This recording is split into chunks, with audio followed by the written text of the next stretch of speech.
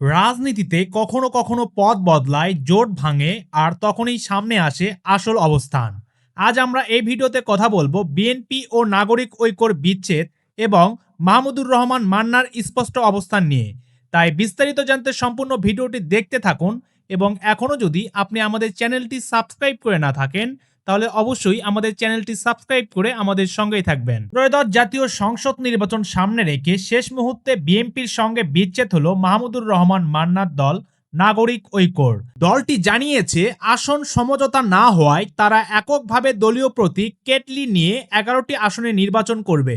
নাগরিক ঐক্যর সভাপতি মাহমুদুর রহমান মান্না নিজেই প্রতিদ্বন্দ্বিতা করবেন ঢাকা 18 ও বগুড়া 2 আসনে।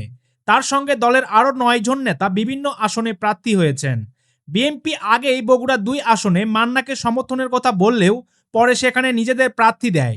একই ঘটনা ঘটে ঢাকা 18 আসনেও। এই অবস্থায় নাগরিক ঐক্য এককভাবে নির্বাচনে যাওয়ার ঘোষণা দেয়। এদিকে অসুস্থ হয়ে হাসপাতালে ভর্তি থাকা অবস্থায় মান্নাকে নির্বাচন না করার প্রস্তাব দেওয়া হয়। এমনকি বলা হয় নির্বাচন না করলে তাকে মন্ত্রী করা হতে পারে। কিন্তু এই প্রস্তাব স্পষ্টভাবে প্রত্যাখ্যান করেন মাহমুদুর রহমান মান্না। তিনি বলেন, আমি আগে রাজনীতি করব, নির্বাচন করব, মন্ত্রী হলে পরে হব, না হলে না হব। এক সমাবেশে তিনি আরো বলেন, মন্ত্রী হওয়ার লোভে রাজনীতি ছেড়ে দেওয়া ভিক্ষা নেওয়ার মতো। প্রায় এক যুগের রাজনীতি সম্পর্কের এখানেই আপাতত সমাপ্তি ঘটল বিএনপি ও নাগরিক ঐক্যর। তবে মান্না স্পষ্ট করে দিয়েছেন তার লড়াই ক্ষমতার জন্য নয়, রাজনীতির জন্য। সম্মানিত ভিউয়ার্স, ভিডিওটি এখানেই শেষ করছি। আপনার যদি কোনো মতামত থাকে তাহলে অবশ্যই ভিডিওর নিচে কমেন্ট করে জানাবেন।